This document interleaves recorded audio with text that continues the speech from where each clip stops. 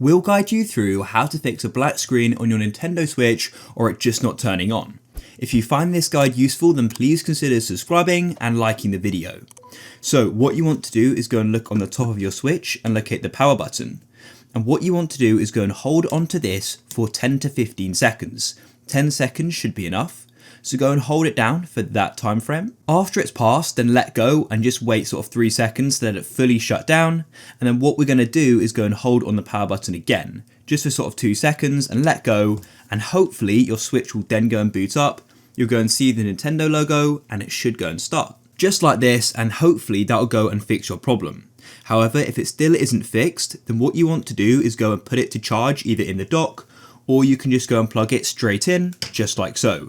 And what you want to do is let it charge for a minimum of, a couple minutes, ideally longer if you can, just to give it a chance to charge. And then what you want to do is try holding the power button for 2 seconds and see if it boots up. And if it still doesn't work, it just remains black, then simply go and hold on the power button on the top again, sort of 10 to 15 seconds.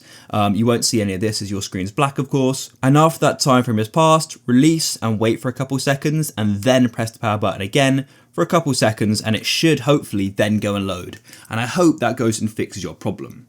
If it has, then please consider subscribing and checking out the channel for more useful Switch guides. Have an awesome day.